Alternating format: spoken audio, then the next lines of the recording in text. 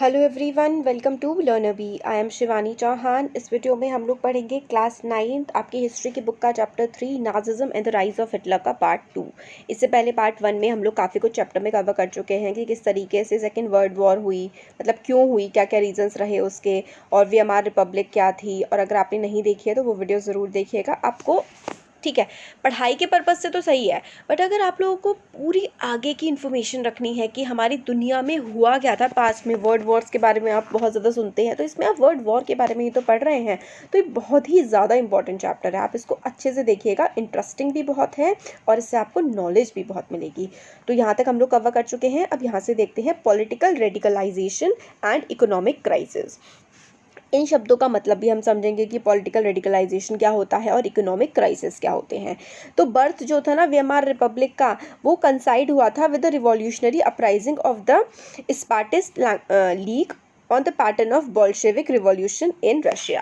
तो देखिए, रशिया के बारे में भी यहाँ पे बताया जा रहा है। रशिया भी एक बहुत बड़ा देश है हमारे मतलब कंट्री, सॉरी, दुनिया का बहुत बड़ा देश है, यूरोप वाले रीजन में ही पड़ता है। तो वहाँ पर ना रिवॉल्यूशन आया था 1917 के टाइम पर, जब वर्ल्ड वॉर चल रही थी ना, उसके बीच में ही वहाँ पर रिवॉल्यूशन आया था। तो उस रिवॉल्यूशन ने भी वीएमआर रिपब्लिक क्या थी, जर्मनी की सरकार थी, तो उसको काफ़ी ज़्यादा मतलब वीएमआर रिपब्लिक ज़्यादा चल नहीं रही थी, लोग उसे पसंद नहीं कर रहे थे। तो वहाँ पर भी जर्मनी में भी रिवॉल्यूशन जैसी कंडीशन खड़ी हो गई थी जैसे कि रशिया में थी। तो जो सोवियत ऑफ वर्कर्स, सोवियत का मतलब यहाँ पे होता है ग्रुप या फिर एक पूरा ऑर्गेनाइजेशन ऑफ वर्कर्स और सेलर्स, एस्टैब्लिश हुआ था कहाँ पर, रशिया में, काफ़ी सारी सिटीज़ में। और उसकी वजह से ना पूरी दुनिया पे भी उसका बहुत ज़्यादा असर पड़ा था। आप लोगों ने शायद सुना हो, कम्युनिस्ट आइडियोलॉजी होती है एक। तो ये जो कम्युनिज्म है ना, कम्युनिस्ट आइडियोलॉजी रशिया उस समय के यूएसएसआर में ही स्टार्ट हुई थी और पूरी दुनिया में फैली थी। तो जर्मनी में भी बहुत सारे लोग जो थे वो कम्युनिस्ट आइडियोलॉजी से काफ़ी ज़्यादा इन्फ्लुएंस हुए थे। तो जो पॉलिटिकल एटमॉस्फेयर था ना बर्लिन का, वो काफ़ी ज़्यादा चार्ज था, demand for Soviet style governance. तो वो लोग भी चाह रहे थे जिस तरीके से सोवियत यूनियन, जो कि आज का रशिया है, वहाँ पर जिस तरीके की सरकार बनी है उसी तरीके की सरकार जर्मनी में भी बननी चाहिए थी। जिन्होंने इसका अपोज किया, जैसे कि socialist, democrats, Catholics met in Weimar to give shape the democratic republic. तो जो लोग नहीं चाहते थे ना कि सोवियत यूनियन जैसी सरकार बने, वो थे सोशलिस्ट, डेमोक्रेटिक, कैथोलिक्स। ये लोग चाहते थे कि सोवियत यूनियन जैसी सरकार नहीं बननी चाहिए। वो लोग वीएमआर पे मिले थे और वीएमआर रिपब्लिक उन लोगों ने बनाई थी। अब वीएमआर रिपब्लिक ने ना सारी की सारी अपराइजिंग को क्रश कर दिया गया था with the help of war veterans organization called Freikorps. तो क्या हुआ था, वीएमआर रिपब्लिक ने जितने भी लोग चाह रहे थे कि सब सोवियत यूनियन जैसी कोई ऑर्गेनाइजेशन बननी चाहिए, उन सबको दबा दिया था। एक फ्री कॉप्स करके संगठन था। वेटरन का मतलब होता है, देखिए आपने वर्ड काफ़ी बार भी सुना होगा, वेटरन का ये मतलब होता है कोई ऐसा इंसान जो किसी प्रोफेशन में काफ़ी लंबे समय से हो। जैसे कि अगर कोई आर्मी में बहुत ही लंबे समय तक वर्क करके आया है तो उसको हम लोग एक आर्मी वेटरन कह सकते हैं। या फिर कोई फिल्म इंडस्ट्री में बहुत लंबे से समय से काम कर रहा हो तो वो फिल्म इंडस्ट्री का वेटरन हो गया। तो कोई पर्सन बहुत लंबे समय तक अगर किसी जगह काम करता है तो वो वेटरन हो जाता है। तो वॉर वेटरन, वॉर में जो लड़ाई लड़के आए थे उन लोगों की हेल्प से इस वीएमआर रिपब्लिक ने लोगों की इच्छाओं को दबा दिया, जो चाह रहे थे कि कम्युनिज्म जैसी फॉर्म ऑफ गवर्नमेंट देश में बन जाए। और anguish Spartacist later founded the communist party of Germany. तो कम्युनिस्ट पार्टी ऑफ जर्मनी फिर बना दी गई। कम्युनिस्ट और सोशलिस्ट जो थे काफ़ी ज़्यादा become irreconcilable enemies and could not make common cause against Hitler. तो जो कम्युनिस्ट लोग थे और सोशलिस्ट थे, ये दोनों एक दूसरे के इतने ज़्यादा अपोजिट हो गए थे ना कि ये साथ मिलकर के आ ही नहीं पाए थे हिटलर के खिलाफ।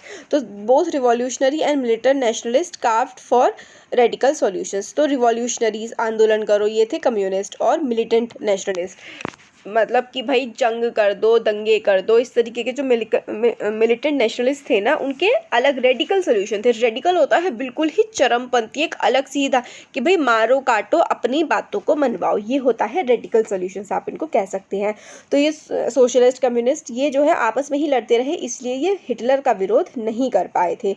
पॉलिटिकल रेडिकलाइजेशन जो था ना काफ़ी ज़्यादा हाइटेंड हो गया था इकोनॉमिक क्राइसिस के बाद, जो कि 1923 में आए थे। तो इकोनॉमिक क्राइसिस मतलब बहुत ज़्यादा गरीबी का माहौल था, बहुत ज़्यादा पैसे की हालत देश की बहुत ज़्यादा ख़राब थी। जब लोग बहुत ज़्यादा गरीब हैं तो एक तरह से गुस्सा भरा हुआ होता है, और फिर लोग पॉलिटिक्स में भी बहुत ज़्यादा इन्वॉल्व होने लगते हैं कि भाई ये सब क्या चल रहा है, ये सरकार गलत कर रही है, ये जो सत्ता में लोग हैं ये हमें बर्बाद कर रहे हैं, हमें गरीब बना रहे हैं, इनको हटा करके फेंको। तो 1923 आते आते पॉलिटिकल रेडिकलाइजेशन भी बहुत ज़्यादा जर्मनी का हो गया था, क्योंकि वहाँ पे इकोनॉमिक क्राइसिस आए हुए थे। समझ में आया ना, क्योंकि गरीबी बहुत ज़्यादा फैल रही थी, बहुत ज़्यादा बढ़ रही थी गरीबी। तो जो सरकार थी ना, जो पार्टी रूल कर रही थी या फिर जो भी फॉर्म ऑफ गवर्नमेंट चल रही थी, उसके खिलाफ तो विद्रोह करने लगे थे लोग। तो Germany had fought the war largely on loans. Germany ने जो लड़ाई करी थी वो लोन लेकर के करी थी, और उसको वॉर रेपरेशंस भी देने थे इन गोल्ड में। मतलब हम लोगों ने पिछले वीडियो में देखा था कि फर्स्ट वर्ल्ड वॉर लड़ी गई, इसकी सारी की सारी जिम्मेदारी जर्मनी पर डाल दी गई थी, और कहा गया था कि जर्मनी की वजह से वॉर हुई है, और बाकी सारे देश जैसे कि फ्रांस, ब्रिटेन को पैसे देगा जर्मनी, क्योंकि जर्मनी की वजह से उन सब का बहुत ज़्यादा नुकसान हुआ है। तो जर्मनी को वो भी पे करना था, किसमें, गोल्ड में। और लड़ाई लड़ने के लिए खुद भी जर्मनी ने काफ़ी ज़्यादा लोन्स लिए हुए थे। इसकी वजह से जो जर्मनी के गोल्ड के रिजर्व्स थे ना, वो बहुत ही ज़्यादा कम हो गए थे।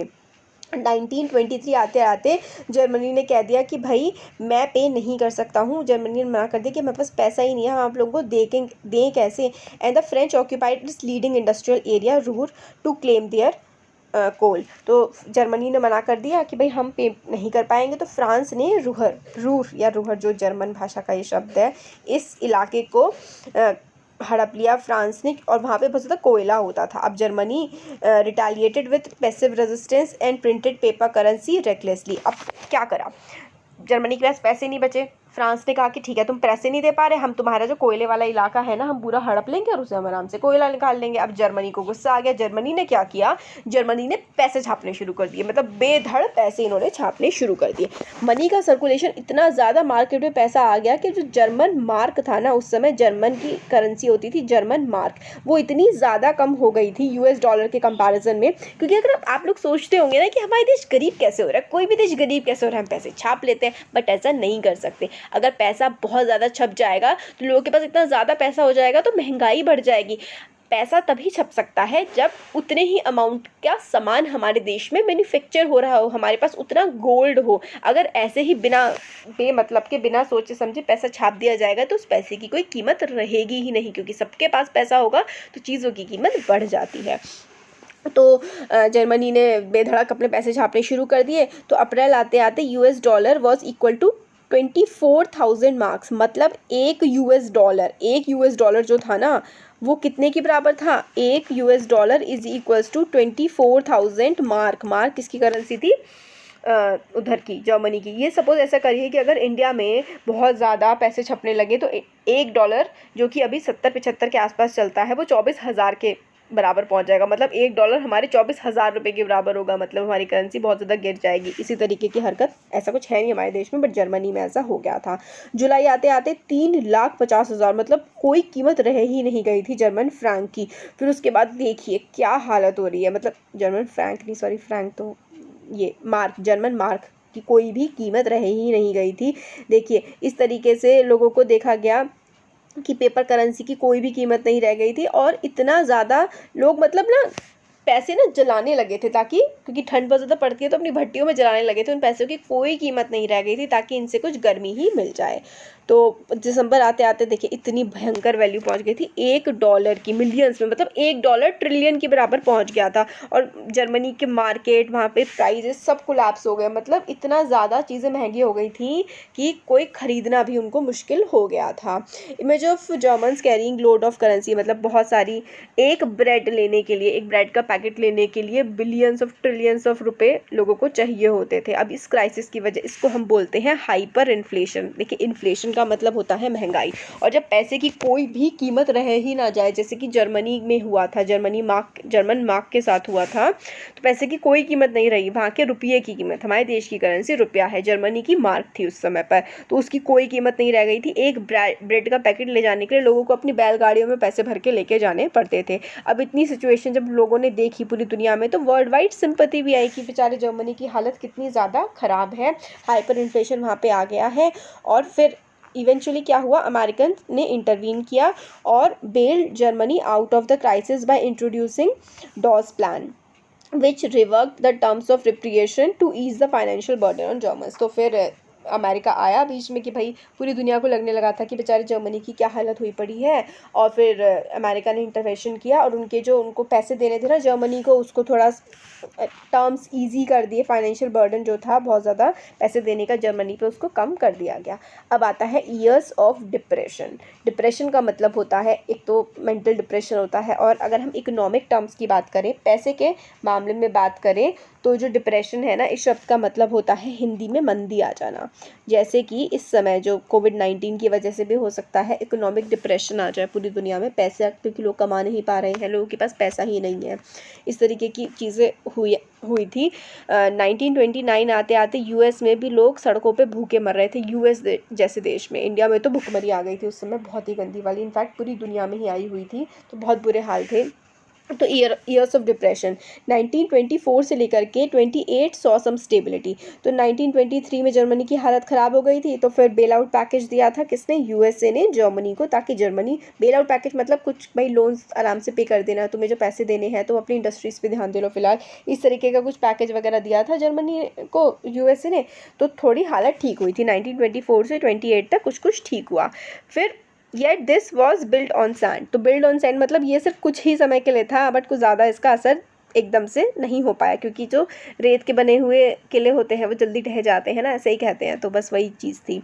जर्मन जो इन्वेस्टमेंट थी and industry recovery were totally dependent on the short term loans largely from the US. तो जर्मनी की जो इंडस्ट्री डेवलप हो रही थी या जर्मनी में जो भी चीज़ें ठीक हो रही थी वो किस वजह से हो रही थी, क्योंकि यूएसए ने उनको शॉर्ट टर्म लोन दिए हुए थे, और भी कुछ देशों ने दिए थे जर्मनी को लोन, इसलिए थोड़ी सी उनकी हालत ठीक हुई थी।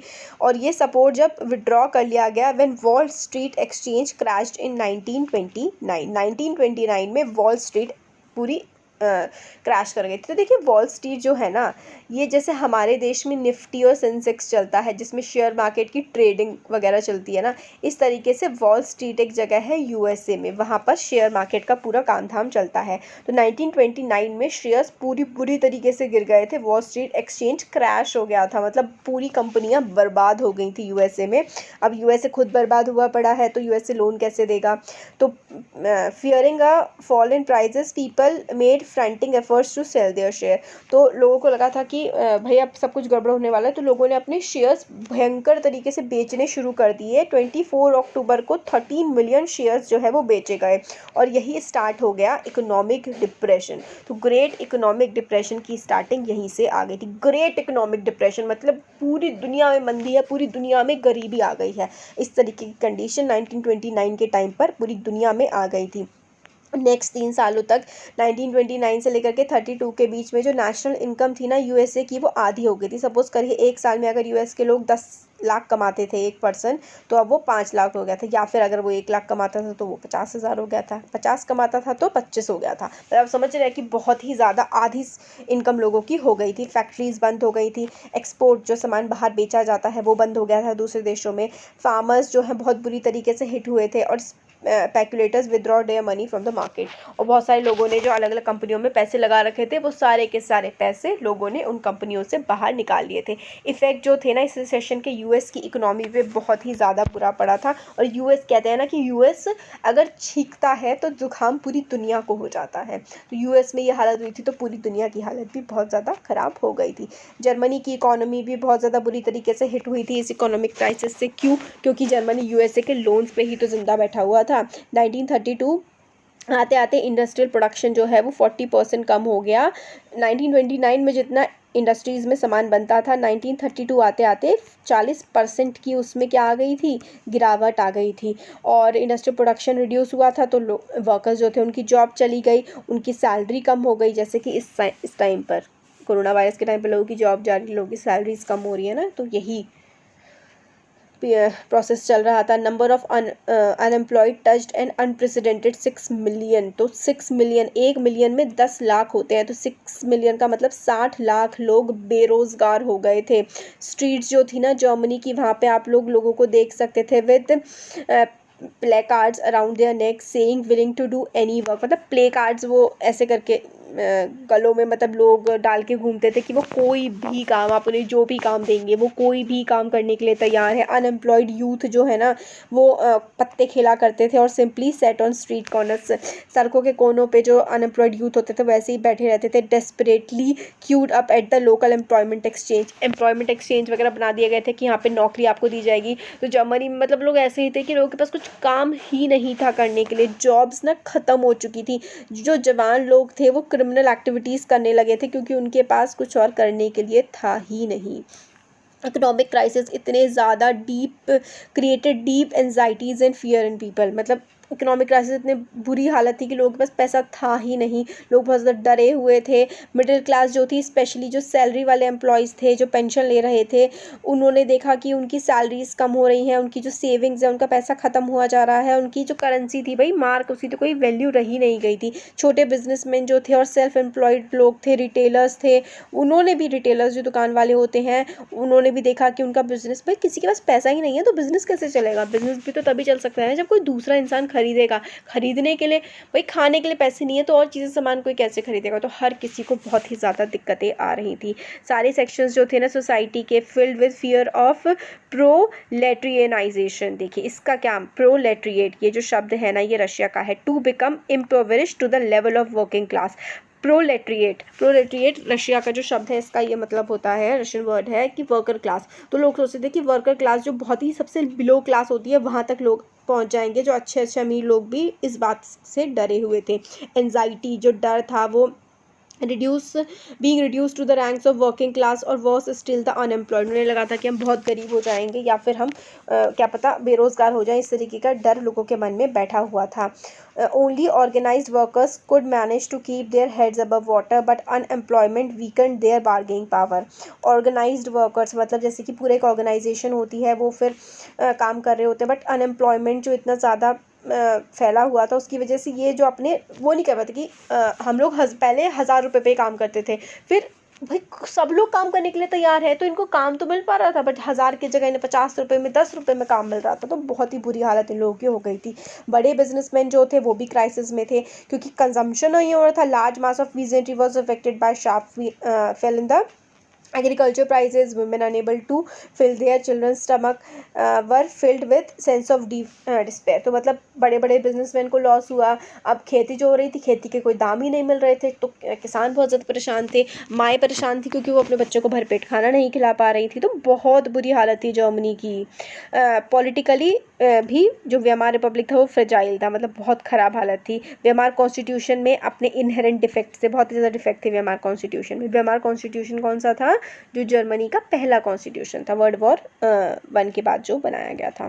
तो वेमार कॉन्स्टिट्यूशन में काफ़ी ज़्यादा डिफेक्ट थे और अनस्टेबल और वल्नरेबल टू डिक्टेटरशिप था वो। मतलब कभी भी डिक्टेटरशिप, अगर कोई भी स्ट्रॉन्ग लीडर उभर के आता तो वो तानाशाह जैसे हिटलर बना वो बन सकता था। अब देखिए जर्मनी की इतनी बुरी हालत है, लोगों के पास कुछ है ही नहीं। अगर एक भी उम्मीद की किरण ऐसे में दिखती है किसी को तो वो तो उसका पकड़ना ही चाहता है ना। हिटलर इन लोगों को उम्मीद की किरण दिखता है।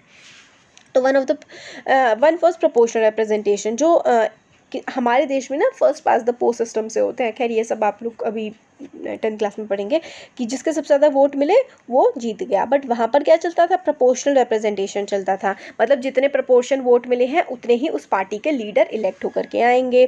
तो this made achieving a majority by one party a near impossible task leading to rule by coalition. मतलब मिली जुली, आप इतना समझ लीजिए कि मिली जुली सरकार से वहाँ पर राज चलता था क्योंकि प्रोपोर्शनल रिप्रेजेंटेशन था जिसमें जितने परसेंट वोट जिस कैंडिडेट को मिले हैं उसी, मतलब पार्टी सिस्टम था। 2-3 पार्टी हैं, जितने परसेंट जिस पार्टी को वोट मिले हैं परसेंट के हिसाब से उतनी परसेंट उसको सीटें मिलेंगी। हमारे देश में क्या होता है पता है?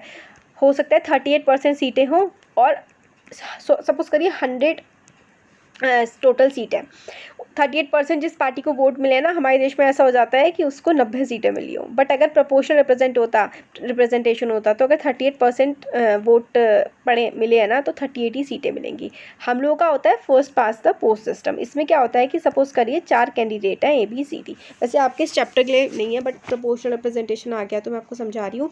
इसको मिले, जिसको सबसे ज़्यादा वोट मिले बस वो जीत गया। 100 हैं, 100 लोग हैं वोट देने वाले, इसको मिले 15, इसको मिले सपोज 25, इसको मिले 28, इसको मिले 29 और इसको मिले 30, तो बस ये जीत जाएगा। ठीक है, इस तरीके से चलता है हमारे देश में। कह रही 100 तो मतलब मैं आपको समझा रही हूँ, ये 100 से तो ज़्यादा ही हो गया होगा मिल करके। खैर, बट जिसको सबसे ज़्यादा मिल जाते हैं बस वो जीत जाता है। परसेंटेज कुछ नहीं, बाकियों से ज़्यादा तो भाई जीत गया। एक एक वोट से भी लोग जीतते हैं हमारे देश में। तो इस तरीके का वहाँ पे नहीं चलता था, तो वहाँ पे भाई अनस्टेबल दिक्कत हो गई थी। तो आर्टिकल 48 जो था ना, वो भी बहुत बड़ा डिफेक्ट था म्यांमार के कॉन्स्टिट्यूशन में, which gave president powers to impose emergency. तो वहाँ पे जो आर्टिकल 48 था, वहाँ पे प्रेसिडेंट एमरजेंसी लगा सकता था, सिविल राइट्स लोगों के फंडामेंटल राइट्स को वो छीन सकता था अपने ये वाला एक्ट लागू करके, आर्टिकल लागू करके। और with in short time Myanmar Republic ने 20 डिफरेंट कैबिनेट्स, मतलब बार बार सरकार बदलती रहती थी, जो कि 239 डेज़ के लिए चली थी। और इसमें लिबरल यूज़ ऑफ आर्टिकल 48 बार इस्तेमाल करते थे, प्रेसिडेंट एमरजेंसी लगा देता था। तो दिक्कत थी भाई, लोगों को पसंद नहीं आ रही थी ये पार्लियामेंट्री फॉर्म ऑफ डेमोक्रेसी, मतलब चल नहीं पा रहा था काम। तो अब क्या होता है, अब होता है हिटलर्स राइज टू पावर। अब इतनी बुरी हालत है देश की, तो कोई ऐसा नेता तो आएगा ही ना, कोई भी इस मौका मान लेगा इसमें तो। और हिटलर तो भैया ओरेटर था बहुत अच्छा। ऐसा कहते हैं कि हिटलर जब बोलता था ना, तो सुनने वाला सुनता ही रह जाता था, वो इतना अच्छा बोलता था। तो ये जो क्राइसिस चल रहे थे इकोनॉमी में, पॉलिटी में, सोसाइटी में, ये ऐसा बैकग्राउंड बना दिया कि भाई हिटलर तो अब पावर में आराम से आ ही जाएगा। जो हिटलर का जन्म हुआ था वो 1889 में हुआ था ऑस्ट्रिया में। हिटलर ने अपना जो यंग एज, मतलब जो बचपन की टाइम था, वो पॉवर्टी में गुजारा था, मतलब बहुत ही गरीबी में उसका जो है पूरा का पूरा बचपन बीता था। जब फर्स्ट वर्ल्ड वॉर स्टार्ट हुई थी ना, तो वो आर्मी में चला गया था। वो मैसेंजर का काम किया करता था, मतलब एक जगह से दूसरी जगह भाग भाग के संदेश पहुँचाने का वो काम करता था। Become a corporal and earned medal for bravery, और उसने काफ़ी मेडल वगैरह भी जीते थे। काफ़ी अच्छा ये सोल्जर उस समय पे साबित हुआ था जर्मन आर्मी के लिए। जर्मनी भले ही हार गई हो, डिफीट हॉरिफाइड है। अब जर्मनी हार गई, अब इसने मतलब बिल्कुल हॉरिफाइड हो गया था। इसको ऐसा लगा था कि भाई हमारा देश हार गया। And the Versailles treaty made him furious. तो ऐसा कहते हैं कि एक समय पर हिटलर पागल भी हो गया था। तो ये जर्मनी के हारने से और वर्साइल की ट्रीटी इसको बिल्कुल पसंद नहीं आती है। तो 1919 में वो एक छोटा सा ग्रुप, जिसको जर्मन वर्कर पार्टी को ये ज्वाइन कर लेता है। 1919 में एक जर्मन वर्कर पार्टी होती है, शुरू होती है, उसको हिटलर ज्वाइन कर लेता है। और सब्सिक्वेंटली जो है ऑर्गेनाइजेशन को पूरा टुक ओवर कर लेता है, उसका लीडर बन जाता है और उसका नाम रख देता है national socialist German workers party. तो इसको अगर हम शॉर्ट में देखें तो नाजी पार्टी, आप लोगों ने इसका नाम ज़रूर सुना होगा, Nazi party, national socialist German workers party. Nazi party का वो लीडर बन जाता है। 1923 में हिटलर प्लान करता है कि seize the control of Bavaria, march to Berlin and capture power. Plan करता है कि वे बर्लिन जाएंगे, बर्लिन कैपिटल है, और पावर जो है अपने कब्जे में कर लेंगे। बट वो फेल हो जाता है, उसको अरेस्ट कर लिया जाता है और उसको ट्रीज़न के लिए, उसको ट्रीज़न होता है दगेबाजी या के लिए, उसको बंद कर लिया जाता है, बाद में उसको छोड़ दिया जाता है। Nazi could not effectively mobilise popular support till early 1930s। अब अर्ली 1930s तक ना, 1930 तक नाजीज़ की मतलब कोई इतना ज़्यादा कोई पॉपुलर नहीं थे। बट जब ग्रेट डिप्रेशन आया तो Nazism become a mass movement. Great depression में भाई लोगों को कुछ नहीं था, लोगों के पास एक उम्मीद की किरण दिखी और उसके पीछे ही चलती है। नाजिज़म जो है, नाजी पार्टी बहुत ज़्यादा पॉपुलर हो गई थी। ग्रेट डिप्रेशन बहुत ही जब आया था 1930 में, तो ग्रेट डिप्रेशन मैंने अभी थोड़ी देर पहले बताया था ना आप लोगों को कि लोगों के पास नौकरी नहीं थी, खाने को कुछ नहीं था। तो हम देखते हैं कि 1929 में बैंक्स ख़त्म हो गए थे, बिजनेस बिल्कुल बंद हो गए थे, वर्कर्स की जॉब चली गई थी, मिडिल क्लास को लग रहा था कि वो डेस्टिट्यूट हो जाएंगे, मतलब बिल्कुल उनके पास भी कुछ नहीं बचेगा। तो नाजी प्रोपेगेंडा जो है वो फैलाया गया। प्रोपेगेंडा भी देखेंगे हम क्या होता है इसने। नाजी जो लोग थे ना, इन्होंने भाषण दिए और इन्होंने होप जगा दी लोगों के मन में कि तुम्हारी जो कंडीशन है ना, तुम बहुत नीचे गिर चुके हैं, अब इससे नीचे क्या गिरोगे, अब तो तुम पे बाउंस बैक ही करना है, तुम्हें वापस ही उठना है। तो 1928 में Nazi party got no more than 2.6% vote in Reichstag. Reichstag में इलेक्शन हुए थे ना 1928 में, सिर्फ 2.6% वोट मिले थे। बट जब 1932, 4 साल में ही इन्होंने क्या किया, 37% वोट इनको मिले थे और ये सबसे बड़ी पार्टी बन करके आई थी। तो 1928 तक नाजी पार्टी को कोई नहीं जानता था, बट 4 साल में इकोनॉमिक डिप्रेशन के बाद ये बहुत ज़्यादा फेमस हो गए थे और इनको 37% वोट भी मिल गए थे। Hitler being greeted at the party congress in Nuremberg. तो बहुत ज़्यादा पसंद करते थे भाई हिटलर को उस टाइम पे लोग। तो प्रोपेगेंडा क्या होता है? प्रोपेगेंडा मतलब आप बार बार आपके जो ऐड होते हैं ना, ये बार बार आते हैं, ये भी प्रोपेगेंडा ही टाइप होता है, मतलब नेगेटिव फॉर्म में नहीं। मतलब आप किसी चीज़ को पोस्टर की फॉर्म में, फिल्म की फॉर्म में, स्पीच की फॉर्म में इतनी बार दिखाओ कि विश्वास हो जाए कि वो जो चीज़ है ना वो बिल्कुल सच ही है। अब देखिए हिटलर जो है इसमें बताते हैं कि बहुत ज़्यादा पावरफुल स्पीकर था, उसका पैशन जो था शब्दों के लिए, मतलब इतना अच्छा बोलता था कि लोग बस उसकी बातें मानने ही लगते थे। ये ना नाज़ी पार्टी का सिंबल है। वैसे हिंदू धर्म में तो ये स्वास्तिक होता है, बट नाज़ी पार्टी का भी यही सिंबल था। तो उसका जो पैशन था शब्दों के लिए वो बहुत ही गज़ब का था। उसने लोगों को प्रॉमिस किया कि वो एक बहुत ही ज़्यादा स्ट्रॉन्ग देश बनाएगा, और जो इनजस्टिस हुई है उनके साथ, जो बुरा हुआ है ट्रीटी ऑफ वर्साइल के थ्रू, और जर्मन लोगों की जो इज़्ज़त के साथ खिलवाड़ हुआ है, इतनी ज़्यादा बेइज्जती हुई है, हम लोग को जो लोग मतलब वो सबका बदला लेगा। लोगों को क्या देगा, वो देगा, वो एम्प्लॉयमेंट देगा, मतलब लोगों को काम देगा for those looking for work, और सिक्योर करेगा यूथ का फ्यूचर। उसने प्रॉमिस किया कि सारे के सारे जो फॉरेन के इन्फ्लुएंस है ना जर्मनी के ऊपर, और जर्मनी के खिलाफ जो भी षड्यंत्र रचे जा रहे हैं वो सबको ख़त्म कर देगा। हिटलर ने एक नया स्टाइल डिवाइस किया पॉलिटिक्स का। उसने समझा significance of rituals and spectacle in mass mobilisation. Nazis held massive rallies, Nazis जो है वो खूब बड़ी बड़ी रैली वगैरह निकालते थे, पब्लिक मीटिंग निकालते थे, ये दिखाने के लिए कि हिटलर को कितना बड़ा सपोर्ट है, instil a sense of unity among people. तो खूब बड़ी बड़ी रैलियाँ निकालते थे ताकि लोगों के दिमाग में ये वाली चीज़ आए, यार मतलब इसके पास तो बड़ा सपोर्ट है। तो जो लोग उसको सपोर्ट नहीं भी करते थे ना, वो लोग भी उसको सपोर्ट करने लगे थे, यही देख के कि यार बाकी सब भी तो कर रहे हैं, कुछ तो बात इसमें होगी। रेड कलर के बैनर्स लगाए जाते थे, ये देखिए यहाँ इतनी बड़ी बड़ी रैली निकाली जाती थी, और ये स्वास्तिक का सिंबल है, ये बनाया जाता था। तो स्वास्तिक जो था, red banners with the swastika, the Nazi salute and the ritualized rounds of applause after the speeches were all part of spectacle of power. तो स्पेक्टेकल ऑफ पावर, अपनी पावर दिखाने के लिए इतनी बड़ी बड़ी स्पीचेस और इतनी बड़ी बड़ी रैलियाँ अपना स्वास्तिक का सिंबल लेकर के मार्च किया करते थे। तो ये सब किया जाता था अपनी पावर को दिखाने के लिए। नाजी प्रोपेगेंडा जो है वो बहुत ही स्किलफुली, बहुत ही अच्छे से प्रोजेक्ट किया गया था। हिटलर एज अ मसीहा, हिटलर जो है वो मसीहा है, सेवियर है, देश को बचा लेगा, लोगों को बचा लेगा और सारे दुखों से बाहर निकाल देगा, इस तरीके की चीज़ें करके हिटलर को दिखाया जाता था। एक ऐसी इमेज बना दी थी जो that captured the imagination of people whose sense of dignity and pride had been shattered and who were living in a time of acute economic and political crisis. तो इस तरीके से हिटलर को दिखाया जाता था कि भाई ये मसीहा है, ये सब ठीक कर देगा, ये आपके सारे दुख दर्द दूर कर देगा। भाई लोग जो इतनी बुरी हालत में थे उन्होंने हिटलर पे विश्वास किया। अब आगे के चैप्टर हम लोग आगे की वीडियो में देखेंगे। काफ़ी बड़ी होगी वीडियो, तो कैसा लगा ज़रूर बताइएगा। अच्छा लगा तो लाइक करिए, चैनल को सब्सक्राइब करिए, अपने फ्रेंड्स के साथ शेयर करिए। Thank you.